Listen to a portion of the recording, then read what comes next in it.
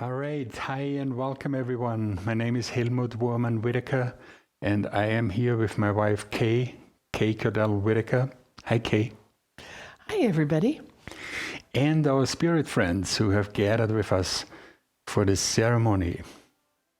Kay is the author of The Reluctant Shaman, Sacred Link, and Love Catharsis Style. She is a healer, a seer, a thrower of the bones, and a weaver of webs of balance. If you'd like to find out more about these ancient teachings of catharsis and our work, please go to catharsis.com. That's KATASEE.com.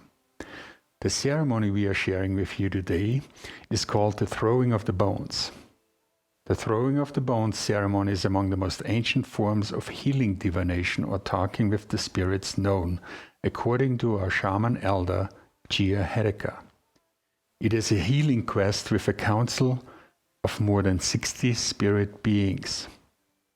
They will share their perspective about the questions presented, and they will share their healing gifts with everyone listening to the ceremony beginning about 2 days before and continuing days after. Today we are presenting two main questions to the bone spirits for this ceremony. The first one, what does it mean to know your life's purpose, and what does it look like to live your purpose and passions? And two, how can the gifts of the spiral path help guide you to make living your life in alignment with your purpose and passions a reality? Even though the questions aren't directly coming from you, what the spirits of the bones will share will most certainly and most profoundly apply to and affect your life in a powerful healing way. And they will undoubtedly show what it means to find clarity about your questions, about your purpose and passions in your life, and how to express and live both. That's just how the spirits work with a public bone throwing ceremony. Listen carefully to everything the spirits have to say and feel how the healing energies are affecting you as they are gifted. Thank you so much for joining us for the ceremony. As you may know, the healing power of a ceremony increases exponentially as more people are joining. Kay will answer some questions after she finishes sharing what the spirits have to say. You can go to catharsis.com/spiral path. That's KATASEE.com/spiral path. And in the comment section on that page, share your thoughts, introduce yourself and where you are joining the ceremony from, if you'd like, as well as post any questions you have. Please remember you need to refresh or reload that page to see the latest comments and questions. Okay, we've blown the intent of the questions onto the bones, and Kay has thrown them and spent quite some time reading what they are sharing with us. So here's Kay sharing the messages and gifts from the spirit world. Enjoy. Thank you, Helmut. The bones always talk in a particular order. And they define that order with these long, skinny bones here, these long, skinny ones. There's three. There's the longest one, there's the middle-sized one, there's the shortest one. Everything begins with the longest one first. So that's right here. And it has a line that comes off of either end, an energy line. It comes off either end, and it's always flowing in one direction. Here it's flowing this way. This is the right side here. This is the left side. It's flowing from right into left. And it's situated at the very bottom of the torso. It's very horizontal. So the energy line begins over here, way over on the right by the right foot. And this is the frog. The frog represents helping, wanting to help, wanting to make a difference. Service to life itself. And Her story is that she is sitting there in her little pond and she just loves life. She loves herself, she loves life, she loves her pond, she loves all her neighbors. And this passion, this love, delight of everything that's going on around her, it just wells up and wells up. And she can't help herself. She just has to sing. So she sings. And the song goes out and it affects things. Not directly, it's sort of an indirect cause and effect sequence. It affects the water molecules and helps them evaporate so that they rise up into the air and they make a cloud, they get heavy, they rain down. It's said that she sings and brings the rain, but she never sings in order to bring the rain. That would be a kind of prostitution. She sings because she's singing her passion. She's not trying to make it rain. She's singing her passion. She's singing her love of life and her love for everybody and everything, and just wanting to love everything and care for everything in her little world, her little pond. So that's why she represents this service to life itself. She serves all life. She serves all living things, including herself, and helps keep everybody alive, because without water, we wouldn't have anything. So, in terms of your purpose, being able to feel this aliveness, this passion, your own song, to be awake to your own song, to feel it, to live it, to sing it out, to share it with others, to care.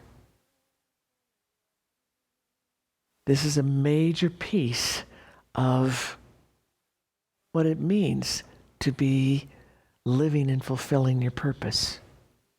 When we are doing things that go along with our purpose, this purpose in life, it feels good. It feels right. It feels solid and exciting and alive. And it feeds us. It feels passionate, delicious, glorious. So here the frog, talking big and loud, the line goes right through the foot.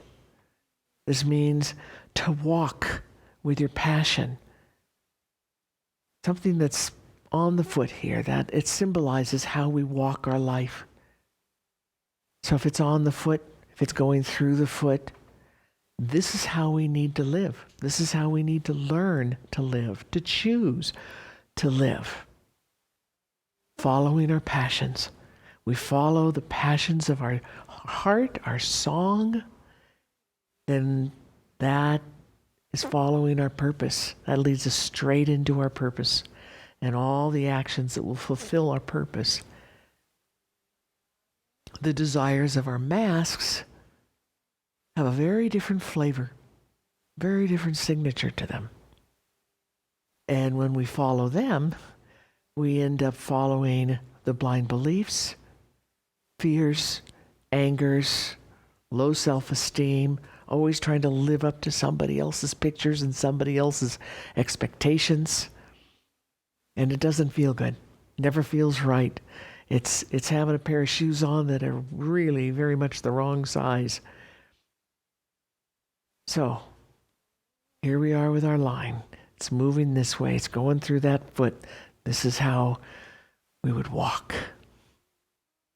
It moves over here. Here's healing. It's about allowing healing in your life, about allowing yourself to heal on all levels, It's connected here to the Mother Earth, sitting right next to the Mother Earth. Allowing ourselves to heal our connection with our Mother Earth and share the healing with others. With the Mother Earth, everybody who lives on her, all our neighbors and our family. Allow the healing. Assist the healing. Close by here, touching in this group, this is the plume serpent.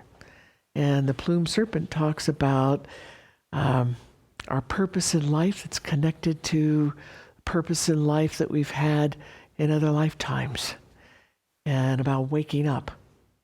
This means allowing ourselves to take the steps to wake up out of all of this, the stupor, the social programming, the endless programming that has come from society, and it gets fed to us from the time that we're born by everybody around us who has also been living this programming.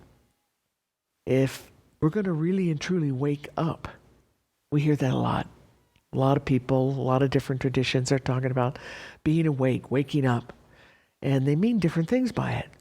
In Katasi, it means waking up out of all the old programming, unplugging it, not being controlled by it anymore at all, not being controlled by the expectations of society or others who, in their own way of caring, think that you should be doing this sort of thing or that sort of thing, or be doing it this way or that way. Or you should be this person or that person. You should look like this, like that. All these controlling factors coming from outside, they don't belong to us. They don't belong to our genuineness, our song, our authentic self, the totality of our being, our real truth that we have been and have been living through eons and eons and eons and eons. Very, very, very ancient. And we're very vast. And we're full of knowledge and gifts. And we could tune into that. We can learn about it, explore it, be it here and now in this lifetime. We can live the fullness of that in this lifetime. That's what waking up is all about. That's what the plume serpent is talking about in the healing. Letting yourself heal so you can wake up. When we wake up, when we heal ourselves as an individual, it begins to heal others around us. We influence everybody around us. And it begins to help heal them. And they learn from that, and they learn how to heal themselves and to wake up themselves. It adds to the total human consciousness. Little bit by little bit, everything that you learn and you experience, everything that you gain on your path, trying to wake up, it adds to that total human consciousness, and it helps all of humanity, not just now, but for eons to come. We follow the line down more. Here is the Corn Mother. And this is about allowing abundance in your life. Allowing it, believing in it, allowing it. This is abundance of anything and everything on all levels. Abundance of health, abundance of happiness, abundance of awakeness and knowledge, joy, passion, abundance of material things, your food, place to live, work.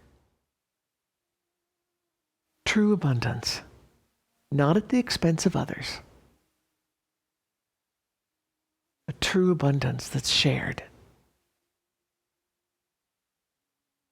Following the line down a little farther, this is where the first pointer is crossing over the third pointer. They're literally crossing over, one sitting on top of the other one. It's a little piece here, that's passion. It's right side up. And it's talking about following your passion, just like the frog did. Follow the passions of your song, your truest, deepest desires. of who you want to be, what you want to do in life, what you want to explore in life, how you want to go about doing that. In Katasi,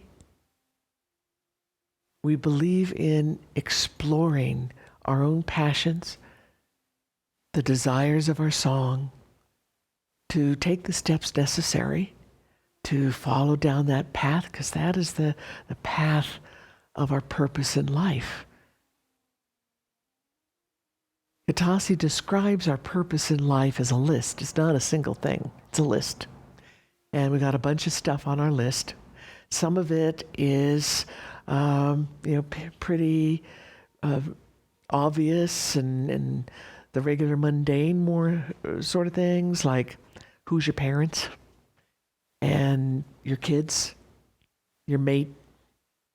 Maybe you've had a number of different mates. That's okay. Your best friends, business that you end up going into, major people that you interact with in your life, major events. These things are set down in that purpose in your life. Something like your parents, you can't change once you get here. That's your bloodline. That's how you got here. That's it. Some of these other things, like tasks you wanted to do, businesses that you wanted to be part of, something you wanted to study, learn, things that you wanted to produce and give to the world. Those have a lot of variables in it, but we're always led to them. And our deepest passions and desires pull us right to those things, right to those kinds of circumstances, the situations, the opportunities, the people that we would need to be interacting with in order to become involved in that and be able to fulfill that purpose. It's a lot of variables there. We may or may not succeed in fulfilling all those purposes, all the things on that list, and that's okay. Sometimes we decide to make some different choices along the way. That's fine. Our passion, the passions. From the Katasi's point of view, the passions of our song are a good thing. They're beautiful. They're some of the most beautiful things that we have in our lives. They spur us on into doing wonderful, beautiful, great things. Great tasks, great accomplishments, great experiences. To try to follow the desires of our masks, this is programming. This is all the pre-programming that we have been conditioned with, we've been brainwashed with from the time that we're born. There's somebody else's ideas and pictures of who and what you should be. When we follow them, they do not have a very good taste in our mouth. And they always lead to uncomfortable things. They're going against our grain. So if we're going to find our purpose, we're going to follow our purpose and find our gifts, find our song, live our song, we have to tune into those passions, the desires of our song, and follow them. It's on 2 pointers where they cross, and it's leaning up on them, standing up. That puts a lot of accentuation onto this issue, onto this piece. It's talked about over and over again throughout the throw. So as we go down the line, we're going over the leg. Here is the forbidden fruit, right on the leg. The forbidden fruits are the things that society says that we shouldn't do, shouldn't bother with, not supposed to go there. And they are things like knowing the truth of who and what we are, knowing our own song, knowing our purpose, knowing our true song passions and desires. Following any of this, following the unconditional love, sharing it with others, finding true healing for ourselves, true awakeness for ourselves, for others. Very forbidden in today's asleep programming. Because if we find those things, we'll wake up, we won't be asleep anymore, and society will not be able to control us anymore. So they don't want that. So this is sitting on the leg. Something that's on the leg, it's a pillar that holds your house up. It's the foundation of how you're living. So you want these forbidden fruits as your foundation. Your foundation in your way of life, in your way of thinking, in your choices. Next to it over here on the foot, that black triangle, that is the vulture. That vulture is pure unconditional love. She's right side up, right steady on that foot. This foot is something that represents how you walk your life, how you stand up, what you're standing on. What is that base that feeds everything throughout your body, throughout your being, throughout your whole life, your thoughts, your choices, your attention. And here it says, walk with unconditional love. And that's a very, very big and important part, an important piece of being able to wake up, stay awake, live your song, live that love, share it with yourself, giving love to yourself and to everybody else. The next line starts down here and it's moving this way. Here is the bone that dictates that line. It's coming like this. It's going on top of the third line, that third pointer. So we got an awful lot of things. 3 lines on that passion piece. Passion, passion, passion.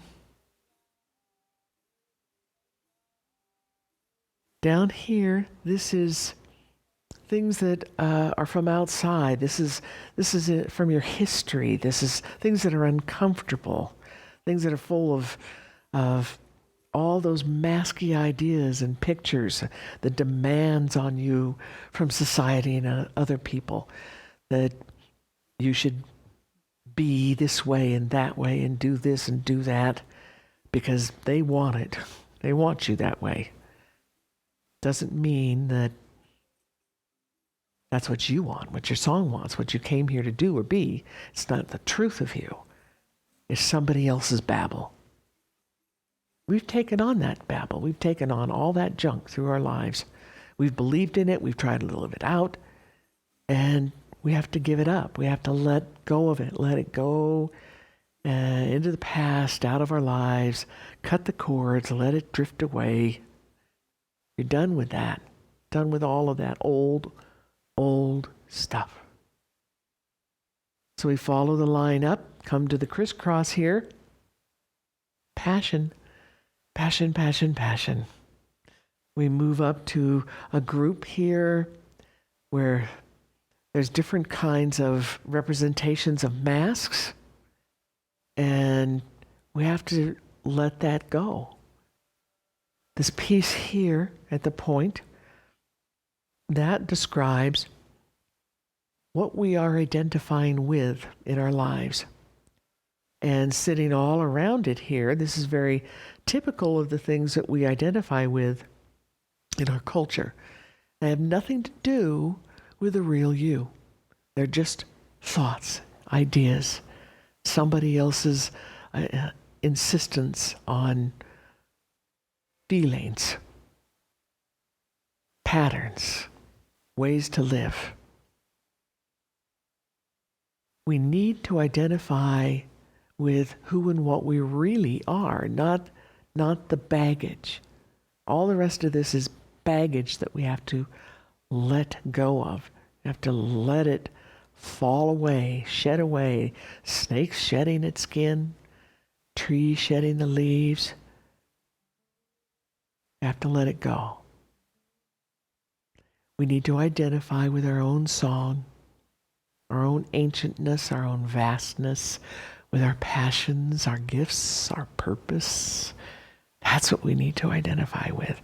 This is right here in the middle of these circles.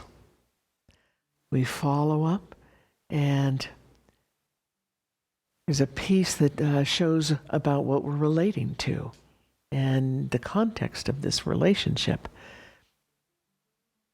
If we're going to find our purpose, following the passions, we have to be able to have a good relationship with death.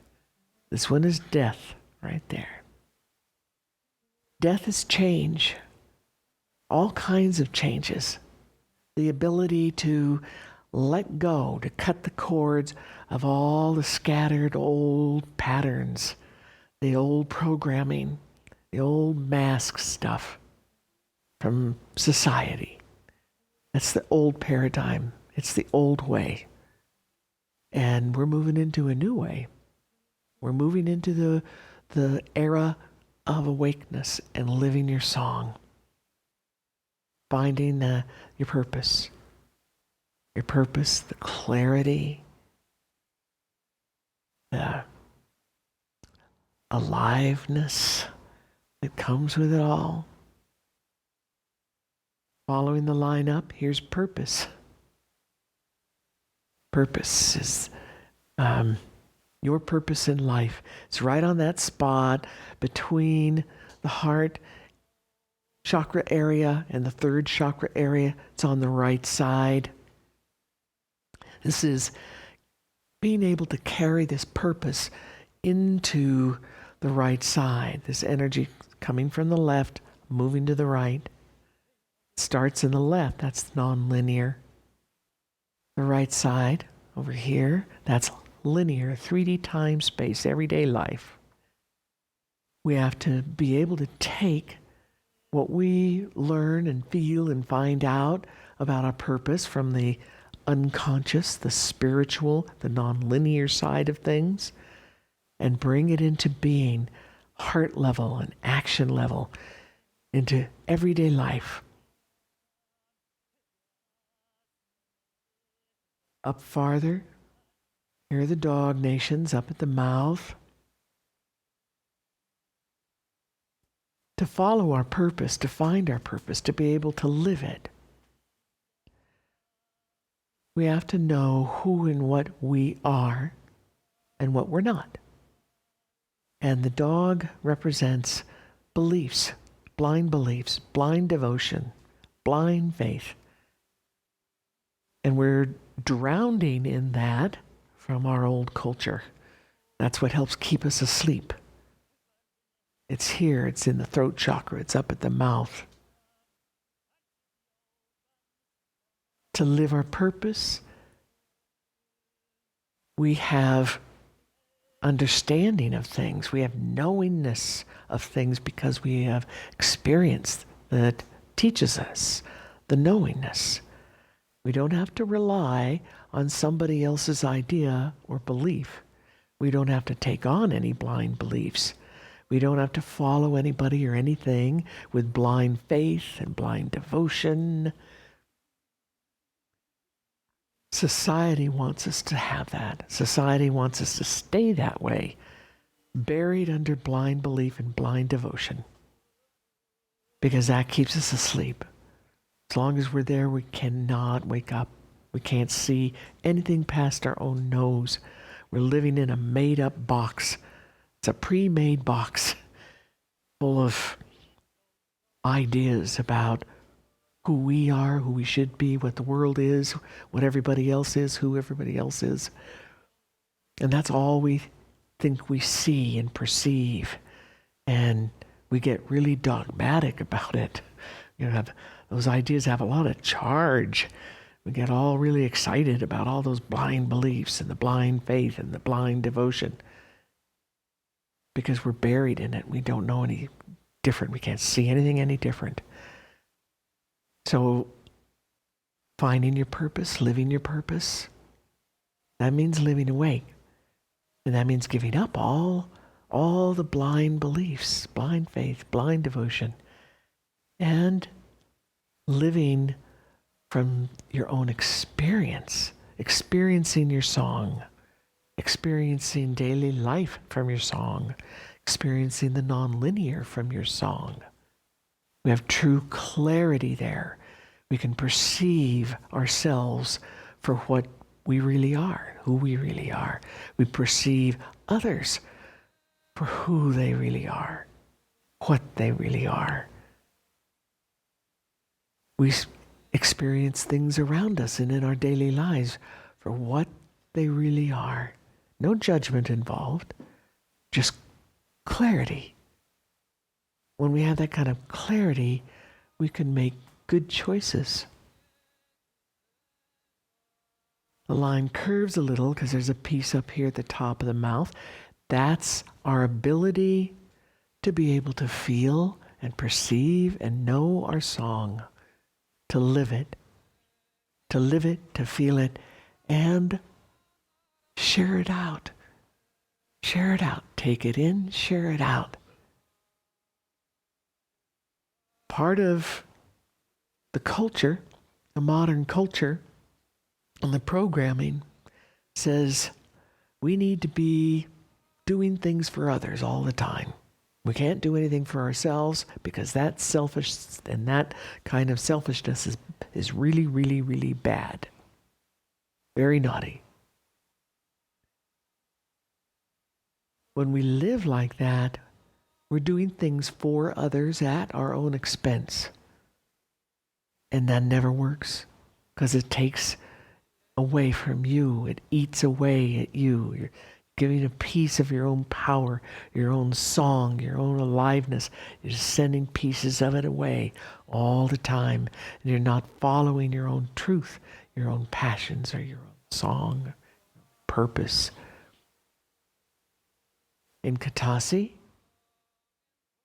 everybody, you included, are worthy of attention and love and song. You're worthy of all the things that you would want to do to help the world. Katasi says we have to learn how to help ourselves first. We have to heal ourselves first. Goes through us, healing ourselves first. Learning about these things for ourselves first. And then when we have something there, we have real health there, we have real awakeness, we have real song, we have real unconditional love. We're giving that to ourselves. We have extra to share out to others, to help others, to give to others. So it's always in to self and out to others. The third line, there's the little pointer right there, and it's just following right through the exact same line that the second pointer went down, all the exact same pieces, saying the same things over and over and over again about your passion, what you're identifying with, being willing to change and let go, being friends with death, following your purpose. Over here, the jaguar on this side of the line, she's there in that area that is between the heart and the third chakra spaces. She's upside down here. And she's talking about how we have learned how to give away pieces of ourselves, to acquiesce, to give away our power, our attention, to give away our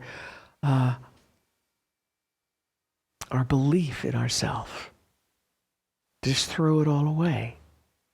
And to live your purpose, to live your passions, your aliveness, your song. You can't afford that. You can't do that.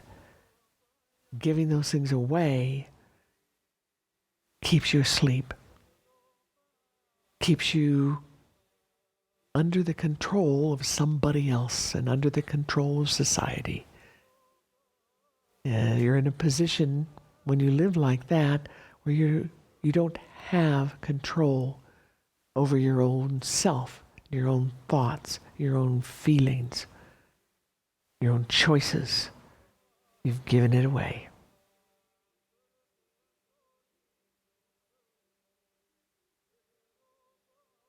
The next question is about the gifts of the four directions and what they have to do with all this. How can they help? The first gift is song. It's from the South. Knowing yourself. Learning about yourself. Learning about who and what you really are. What an absolutely astounding entity you are. Ancient beyond belief. Vast. Vast, vast, vast. You've been all kinds of places. You've had lives and experiences a whole lot more than just a couple of lives here on planet Earth. You've been around the bush. And when you start to explore your own song and really feel it, dive deep inside and feel and explore your own history, you can find out about all these things you've learned, experienced, the gifts that you've gained through the eons that you can bring here into this lifetime to fulfill your purpose here in this lifetime.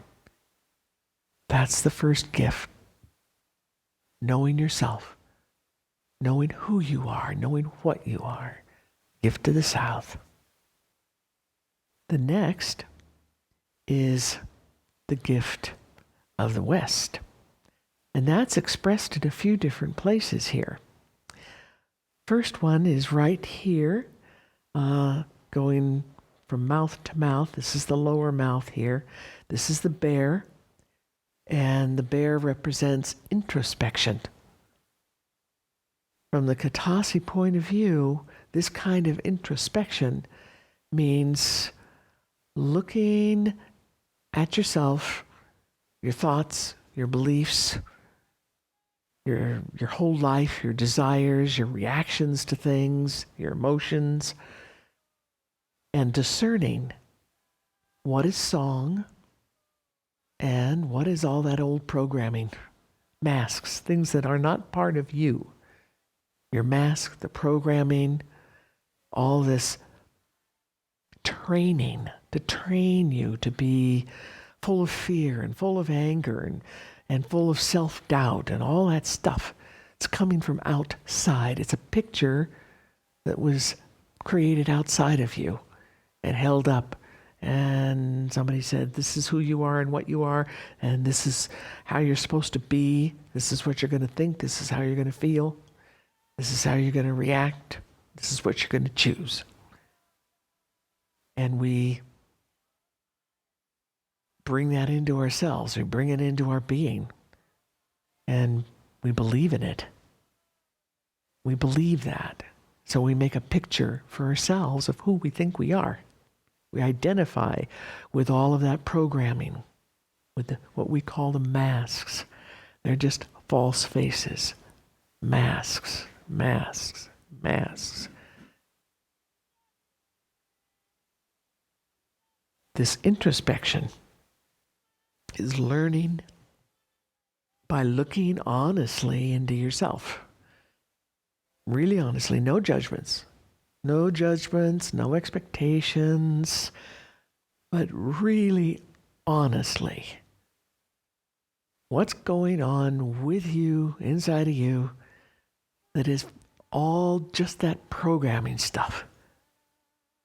And what is it about you that is the real, true you that has been living before you were ever born, has nothing to do with any of that programming? to distinguish between the two. Gift of the West, that discerning, that introspection. And then to choose to let it go. Let all the programming, let all the masks, let all of that stuff go. Cut the cords, let it go. Let it die away. Death. Let the masks die away.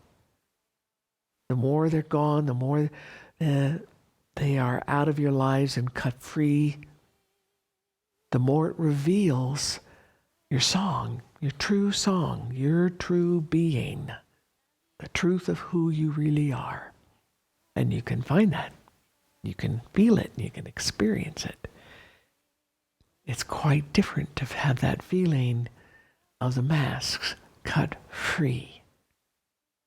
And all the triggers that go with that mask, the triggers of somebody coming up and confronting you about something that used to push the button that would get you rolling and get you all full of fear or anger or self-doubt or maybe all of them all together, they're gone.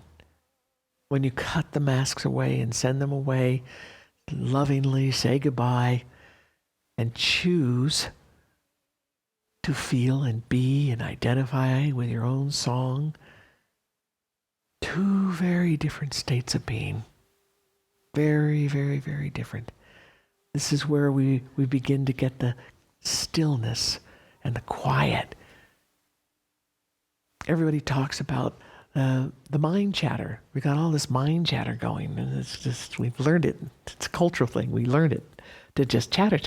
Something's got to be going all the time. And it's your masks babbling to you whatever their agenda is, whatever their beliefs are, whatever they want you to do or feel. They're babbling at. And they go over and they repeat it and they repeat it and they repeat it. When we've cut them loose, there's a peace and a stillness and a quiet and an enormous aliveness, a real aliveness. That's the gift of the West right here. Stillness. We get to the East, the gift of the East. That's represented in a number of different places here. One is right here with the plumed serpent. And that is holding the song awareness. And I'm going to back up just a little. We need to catch up with the gift of the North first. I'm skipping my circle here. Sorry about that. The gift of the North is the life energy, and that's right here in the middle of things. That's our attention. Our attention is our power, and it directs our life energy. If we've scattered our attention into our masks and all the programming, it's just thrown away and wasted, and we're throwing away and wasting all our life energy. And so we don't have much juice for anything. But when we begin to wake up, then there's a need for more life energy. We have to collect our attention. The more we collect our attention and focus it purposefully, the more life energy we have to direct. And the more we connect with our own song and with the stillness and the clarity. When we combine all of the gifts together, then we find the East. The East is being able to access the nonlinear, being able to access a huge portion of our own being and our own mind. The nonlinear, this is where we're connected to every single thing in the universe.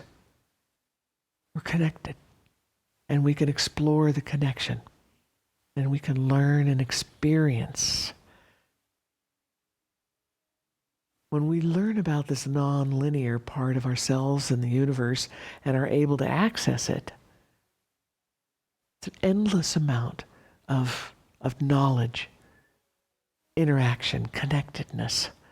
We could follow any of that, anywhere, anytime. We could go to any place, any time. We can learn things through the experience. It's not like how we learn in 3D time space. We learn linearly with our linear part of our mind. That's one way of acquiring knowledge and addressing things and ordering knowledge. And it's good, and we need it. It's useful. We have to have both the linear and the nonlinear. But once we open that door, lift the veil, as the old folks used to say, and we're able to access that nonlinear. It's like this giant part of the universe instantly opens up to you. This availability to learn, to gain knowingness, gain this experience. It's truly endless. And it's glorious and magnificent. And following those cords and those threads, there's so much aliveness. There's so much passion. And for us, for this time, the era that we're in, era of waking up, this is part of our purpose. This is part of what we came here to learn how to do. To turn off the old programming and let it go and regain this awareness and this access to ourselves, our song, and the nonlinear, to our connectedness. Deep, deep, thorough, true song to song connectedness to everything. There's a lot of things that the spirits say throughout the throw about how we are hindering ourselves at the current moment. These are the things that are stopping us from being able to find what our purpose is, or to feel it, or to take those steps to try to follow our desires. We're deeply, deeply caught up in the programming. And that keeps us asleep, and it keeps our senses turned down very low, keeps our mind turned down very low. We're only using the linear part. And we keep cycling back to that mental babble. Over here on the right leg are two pieces. One is things coming from outside, energies, information, the shoulds, the programming coming from outside. The other has to do with how we look at ourselves. We take in this information from outside, we're putting it in our leg, our right leg. This is how we're trying to hold our house up, how we're trying to build ourselves, our house, our foundation of our existence in this life. We can't use masky, programmy things to build a stable house. It's a house of cards. It always falls apart. So here we have way too much information, ideas, and beliefs taken in from outside, trying to hold our house up like a house of cards. And the other, this is telling us about how we're not good enough. There's always something wrong with me. There's always something not quite right, always a little less than, not good enough, always failing. Nobody ever likes me. That's what this piece is babbling constantly. We take that on, we take it in, we internalize it, make our masks out of it, and we're babbling that lies and garbage, just constantly over and over and over and over. We forget that they came from outside. We forget that they're not really part of us and that they're just really a big old stack of lies. We end up identifying with them. Here around identity, there's identifying with fear, identifying with stress, identifying with different kinds of fear, not willing to take a step out of the box, not willing to take a risk in this new direction. It's just too scary.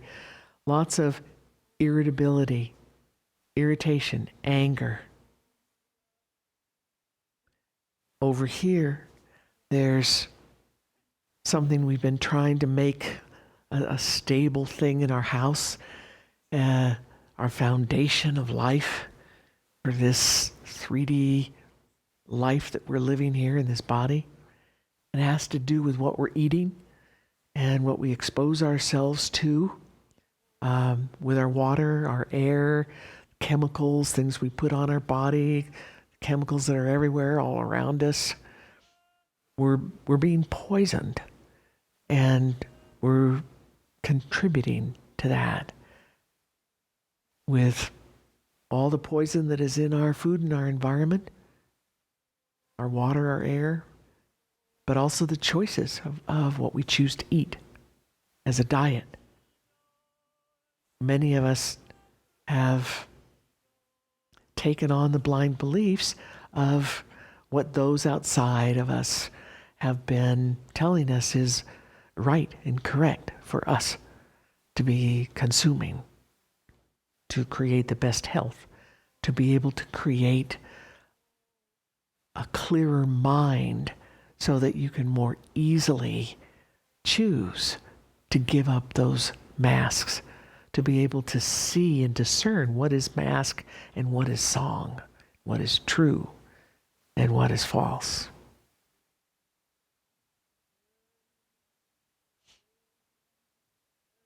There are lots of pieces of ourselves that we've thrown away. We just give away pieces of our power, pieces of our own being, even soul loss, spirit loss. We need to learn how to get that back, to bring ourselves back together, to reunite ourselves as one whole entity working in harmony with itself.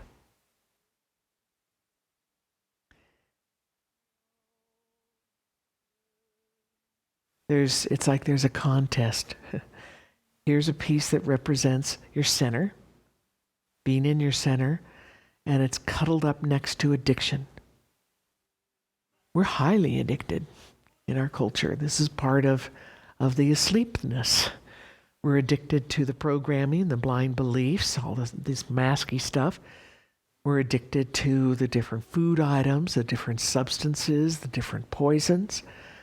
We're highly addicted to this masky response way of life where we our song are not really choosing to respond in a song way. Our masks take over and they respond, they react on automatic pilot in a really masky way and send you through a whole big mask thing, big agenda. We learn how to interact with each other mask to mask instead of song to song. We're headed for a world where everyone is going to be in their song and be awake, and we'll be able to interact really and truly, clearly, with mountains of unconditional love, song to song, touching the truth of ourselves, our heart, to the truth of the other, heart to heart, song to song. This is where we're headed. That's what following your purpose, following your song, that's what it means. And those are the things the spirits have said that are blocking us.